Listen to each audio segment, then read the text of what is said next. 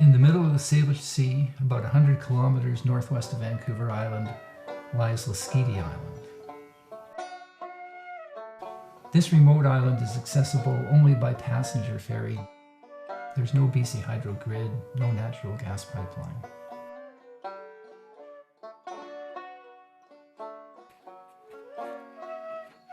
People here are very interested and knowledgeable about renewable energy and also about energy conservation.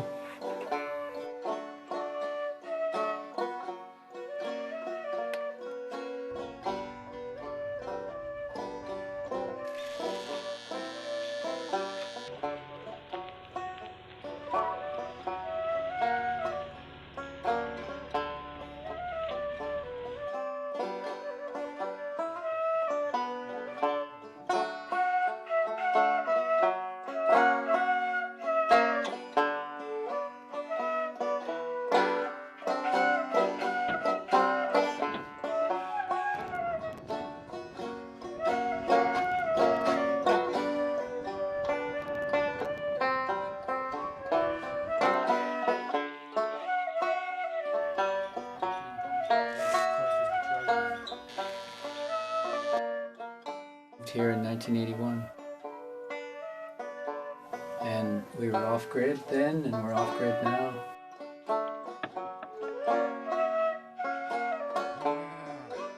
And that was before the era of vaguely affordable solar panels. It's my cousin John Lindsay in his workshop just up the hill there. He has built over 60 micro hydro turbines to help people get a little bit of power out of tiny little streams running through their property.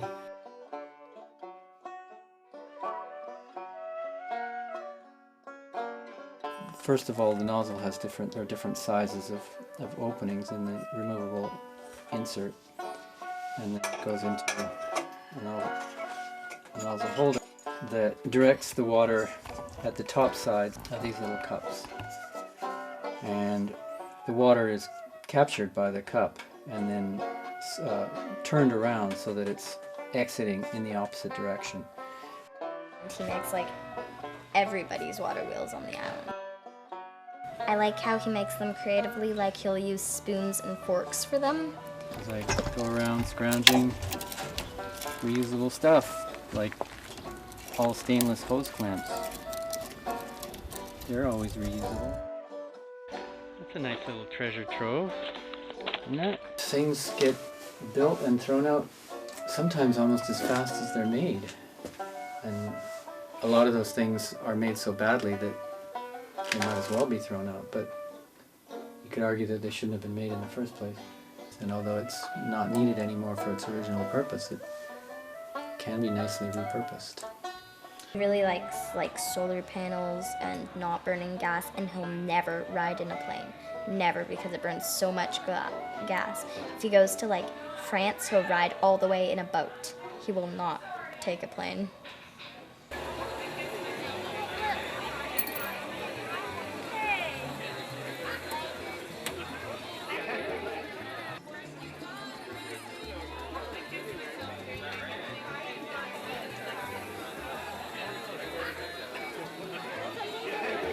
Solar's where it's at, in my estimation. It's so passive, you know. All you have to do is wash the pollen off them in the spring. And they keep on working. They seem to keep working for years. We have a big generator on a trailer, or we have tons of solar panels. In the day, we charge our batteries with the solar panels. I have a few solar panels on the roof and a backup generator, and that's how I power my light. I have a little meter that tells me if my batteries are up or down. We live on our 27-foot sailboat, and we just recently moved to Lasqueti Island because it's off-grid, and obviously living on a boat, we live off-grid. We just row into shore. We don't have a motor on our dinghy. We just row and walk. We have 2 solar panels, yeah. We're on 100 watts and 1 12-volt battery, so it's pretty basic, but it's all you need. I don't have any sort of power system in my house. No running water, no power. You spend most of your time outdoors. You kind of just use your house for eating and sleeping. Solar panels is are a way to get power without like destroying the world. Generators are good for generating power, but they often have a very negative effect on the world that we live. Like they give out carbon emissions and greenhouse gases and stuff like that.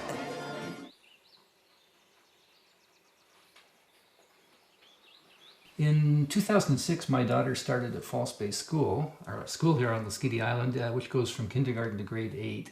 And it's a very small school with about 20 kids in 2 classrooms. Started with a conversation over the fence with Doug Hopwood up at the front of the school there, talking about how we could maximize the solar site to stop the generator from burning 90 liters of diesel a day. We're paying anywhere up to $1.50 a liter for diesel here, so you're seeing that you're paying up to 50 cents a kilowatt hour here, whereas if you buy it from BC Hydro on the other side, you're paying about 7 cents. So you see we have very high cost of electricity here. The other thing is we go through about 120 kilowatt hours a day here, so that's about 40 liters of diesel every day. Every liter of diesel produces over 2.5 kilograms of CO2, so we're making 100 kilograms of carbon dioxide every day when we're running on diesel. This book is called How Bad Are Bananas? The Carbon Footprint of Everything. And he said, I did some back of the envelope sums and figured that about 150 tons of carbon dioxide produces 1 climate change related death. I can remember 60 tons per year of CO2 just from the diesel and the propane for the heat. Well, 60 tons, 2.5 years, you're up to 150 tons and you've killed somebody. And so this is an aspect of it I don't like to talk about when you're talking with the kids about this, because it kind of makes people tense to hear about this stuff. But to me, that's a big part of the motivation for wanting to be involved in this, is that it's a social justice issue. It's ethically important that we stop emitting so much carbon dioxide.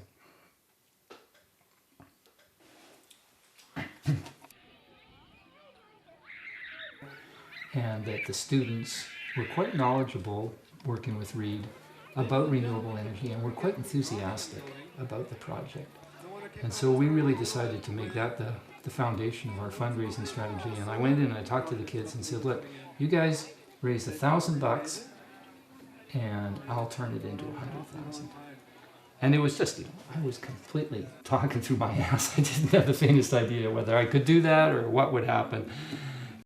We decided to raise a little bit of money to put some solar panels up, and we thought that we'd start by having the kids at the school ask all the folks in the community if they could pledge them to walk up Mount Tremonton. And so $5 came in here and $10 came in. So that initial $1,000, that was the seed that gave us a story we could tell. So our local government, the regional district and the Islands Trust, we both got local representatives to sign on. We got the Lasqueti Community Association to write letters of support. We got the Internet Society. We got the parents PAC all writing letters. And we also got the students themselves to write their own support letters. Every time we sent in a grant application, I'd say to the kids, okay, write a support letter. And I'd give them a few details, and some of the older kids would write the letter and they'd all sign it. Interesting aspect of the story we haven't even touched on was that we originally had been told by the school board they wouldn't put any money in. And so I did a huge amount of work on putting together this proposal for community financing, where I'd go out and find the $100,000 in the community as a loan and bring it in to finance it. And then when Earl, who was the operations manager, left and Dino came in, I presented that idea to him, said, look, you don't have to put out any money, we'll do it through this financing. And he said, I don't like that. And that was it. Like, he listened to it for maybe and thought about it for half a second, said, I don't like it. After I'd invested years of work in it and written it into the grant proposals, it was just, no, not going to do that. But the one person who's been there right from beginning to the end is John Gerard, the electrician. And John is a very level-headed and sensible guy, and you got to understand, as a school electrician, his job is to make sure the power comes on reliably every day. That's what he's supposed to do. And yet, he was always very open-minded about the possibility that solar energy could also work there.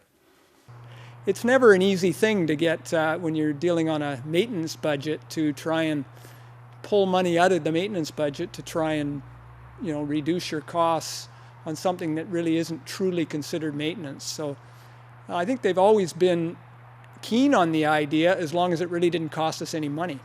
One thing I knew about fundraising is that there's a lot of people out there asking for money, and you've got to have some kind of a unique story, really, and you got to be credible.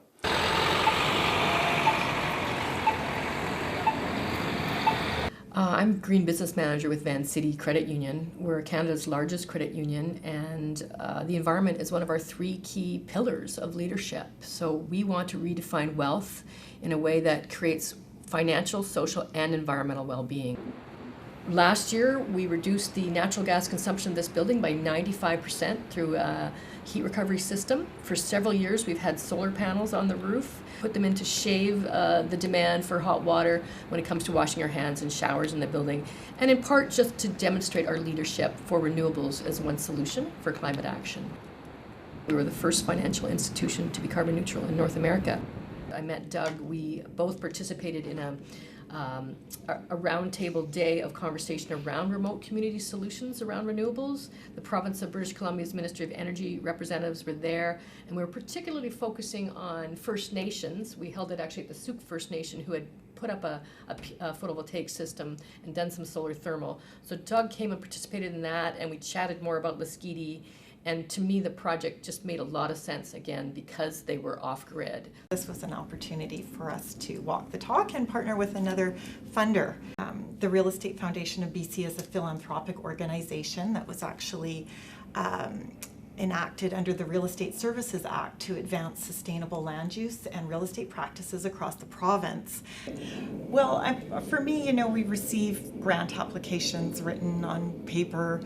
We have a few phone calls to try to get a sense of what the community's trying to achieve. But what really made this project real for me was the whole story. This project was so connected to the people in the community. I think climate change can be a very abstract thing for people. And if we're really going to address it in meaningful ways, people need to connect with not just the issues, but the solutions. And here in Lasqueti, they did that so well, on the ground through real changes.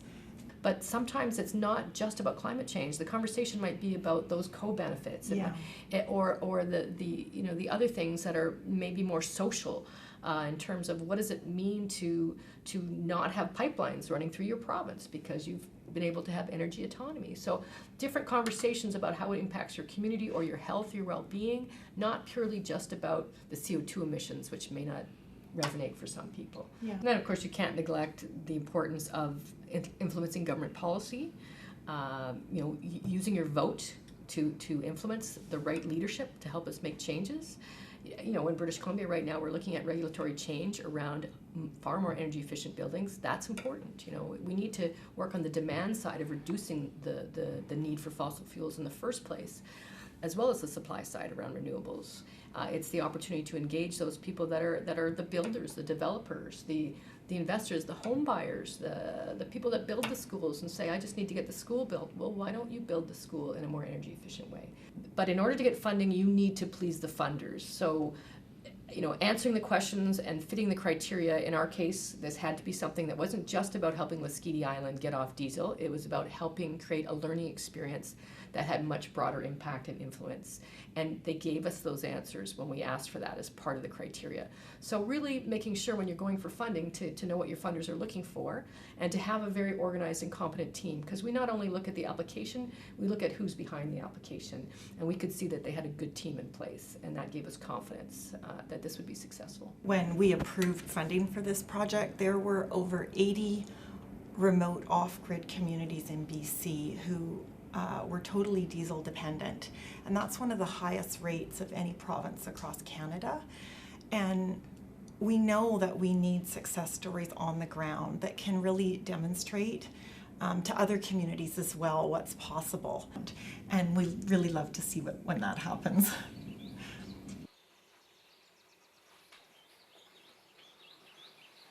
Lucky for me, it turned out we got the $15,000 from the Green Building Grant from Vancity Credit Union and the Real Estate Foundation of BC, and that was a real big help. Because I was struggling away, I'd got $20,000 from Solar BC, which was a great thing. We had a little bit of provincial money, but we were nowhere near the amount of money that you really needed to build this project. So Heather and Christina Iannicello at Ministry of Energy and Mines looked at what we were doing and said, okay, these people have got a good project and they know what they're doing. And they helped us to access some federal government money to make it all happen. Doug and his team on Lasqueti did a great job of raising funds, and they came up with, I believe, in the neighborhood of $200,000 in funding, and made the project happen. So naturally then the school district was very on board, because we started looking at what it would save us in fuel costs.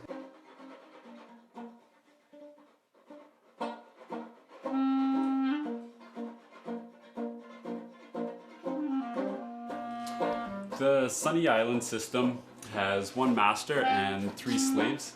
The settings programmed into the master are all followed by command in each of the slave inverters. The unique things about the solar panels themselves is that they have a 25-year warranty, and their life can be expected to be in the neighborhood of 30 to 35 years and virtually maintenance-free. The surface is extremely tough tempered glass. You can drive a golf ball off of this surface.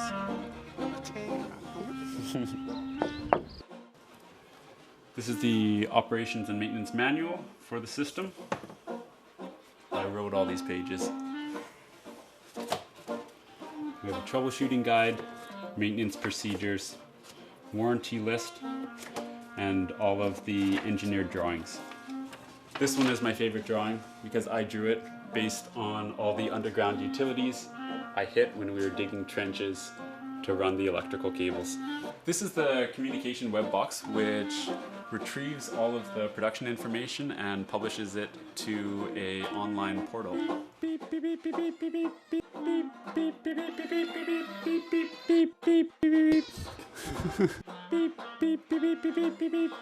There it is. See? So all night long it's drawing what, maybe 50 amps out of the batteries. 7 in the morning, the sun was out enough just to barely start charging. Cloud came out, we were discharging again. So we really never put anything into the batteries until 1 in the afternoon, and finally the sun came out. And that's good. This is the local resident, Daniel. He grew up on Lasqueti Island and went to Fall Space School. We started with a 20-watt solar panel, and our house has about 5 kilowatts now. And this system at 40 kilowatts has really taken solar to a new level on Lasqueti.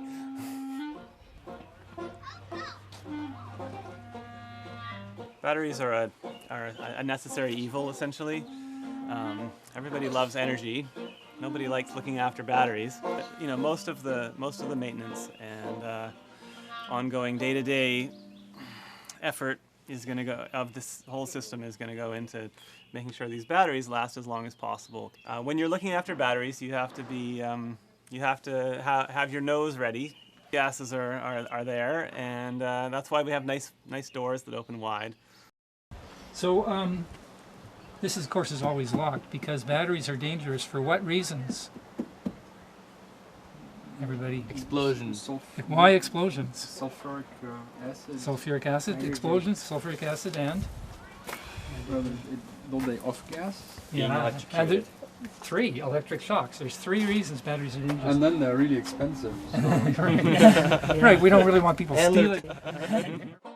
I remember the look on your face when we were over there with the guys from TerraTech with the hot water. Right. And they couldn't see a feasibility for hot water, and I think you thought the project had died right there. You were pretty disappointed. You understood that it really wasn't feasible. They weren't going to take your money just because they could have, and it's nice to see that with a different direction, it's how well it's come together. Yeah, and for sure, you know, even though we got a lot of grant money, I don't believe in spending money just because you got it to spend. It's taxpayers' money, somebody worked hard for it. So I feel that now we've done a project sure the money came from the federal government, but it's still going to save the taxpayers money for diesel. So it's a good use of money, and it's a real valuable project. So I'm glad that we stuck it out, went the long road to do it properly.